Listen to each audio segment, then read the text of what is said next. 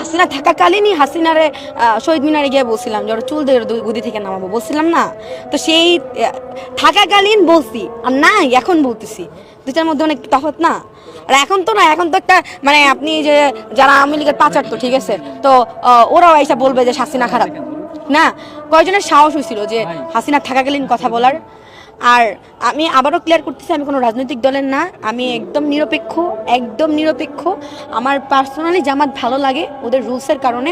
মানে বিভিন্ন জিনিসগুলো নিয়ে দেখতেছি, মানে মানুষ আমাকে কি যে বানাই দিতেছে, কোথা থেকে কি, আমি তো জানি না, আমি ওগুলোর ভিতরে নাই। আমার ভাই পড়াশোনা আছে, আমি আসলে ওর মানে ওই কথাটা দেখে বা আসতে বসে, হ্যাঁ জি জি জি, এই জন্যই আসছি। যদিও আমি লিগ না ভাই, আবার লিগ বানাই দিব কোন দিক দিয়া, যে মনে হয় লিগ। ওই যে যখন ওই যে শাহবাগ ব্লক করলো না জুলাই যোদ্ধারা, আমাকে বলতেছে আমি নাকি আওয়ামী লীগের দূষর। একথা শুনি না, মানে ওসিস আরো হা হয়ে গেছে আমার দিকে তাকে, যে হচ্ছে আমি নাকি আওয়ামী লীগের দূষর, ঠিক আছে? তো এখন আমার আওয়ামী লীগ বানাই দেবে, জন্য আমি ক্লিয়ার করি আমি আওয়ামী লীগও না। আমি আসলে উনি ডাকছে, তো আমি ভাবছি এখানে হয়তো ওই যে ভাই আমার জীবনে অনেক বড় স্বপ্ন ছিল, আমি একটা লিগের থাপড়াবো, মানে ছাত্রলীগের, বুঝছেন? কিন্তু ভাই সামনে পাইছিলাম, থাপড়ানোর সুযোগ পাইনি। মানে সবাই মারামারি শুরু করছে, ওরে মারতেছে সবাই, আমি কোথায় দিয়ে থাপ্পড় দিব?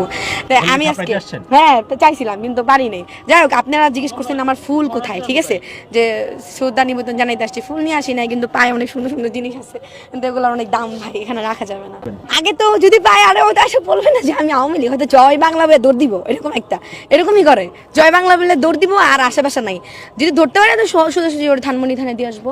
আমার কি আমার হাতে লাঠি টাঠি থাকলে আর কি মারার ইচ্ছা ছিল, কিন্তু না, আইন নিজে হাতে তোলা ঠিক না। তখনকার সিচুয়েশন এখনকার সিচুয়েশন তো একরকম না, এখন মারলে তো আইন হাতে তুলে হয়েছে না। আমি 36 দিন আন্দোলনে ছিলাম, হবে না কিছু? কি বলেন? অনেক কিছুই হয়েছিল। এখন কোনটা বলবো? আপনার পুলিশ তো আপনার হচ্ছে পুলিশের থেকে ছাত্রলীগই বেশি ফায়ার করছে, ছাত্রলীগ মারছে, কত কিছু করছে, গণধর্ষণ করছে।